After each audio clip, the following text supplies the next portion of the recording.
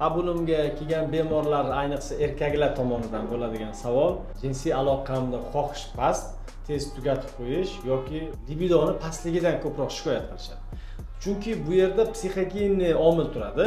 Uzoq yil farzandsiz bo'lgan oilalarda bu narsa jinsiy aloqaga erkakka ham, ayolga ham nisbatan xohish pasayib ketadi. Nega? Chunki bu oila yoki erkak yoki ayol jinsiy aloqa qilsam menda farzand bo'ladi, jinsiy aloqadan keyin menda homila bo'ladi, jinsiy aloqa qilsam xotinim homildor bo'ladi degan maqsadda birga bo'ladi, ayniqsa erkak kishi. Lekin yil o'tgan sari qaradi, bir marta bo'lmadi, ikki marta qildi, bo'lmadi, yillab aloqa qilyapti, bo'lmadi-yu.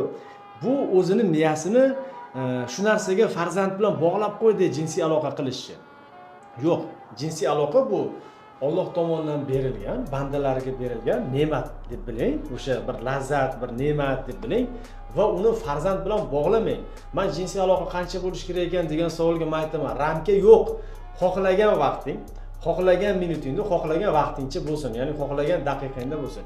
Hech qanaqa ilmiy adabiyotda mana shu erkak bir kunda 6 marta bo'lish kerak yoki bir haftada 10 marta bo'lish kerak. Undan ko'p bo'lsa ham zarar, kam bo'lsa ham zarar degan gap yo'q.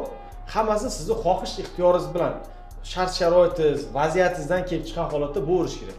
Ya'ni jinsiy aloqani farzandga bog'lab qo'ymaslik kerak.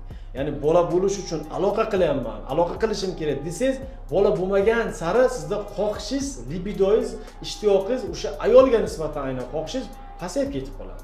Ba'zi erkaklar aytadi, "Doktor, ayolimga nisbatan xohishim yo'q, lekin o'zim sog'lomman" deb qo'yadi. Chunki u ayoli bilan ko'p bola bo'lish uchun harakat qilganda bola bo'lmay ketdi-da. Shuning uchun jinsiy aloqani farzandsizlikka taqamasdan xohlagan paytingizda, xohlagan vaqti, soatingizda aloqa bo'laversin. Ya'ni uni Alloh farzand o'zi beraveradi. Siz o'zingizda lazzatingizdan, shu Alloh tomonidan berilgan ne'matingizdan foydalanib, hayotda, jamiyatda o'zingiz o'rningizni topib yurib yashab ketaversangiz bas.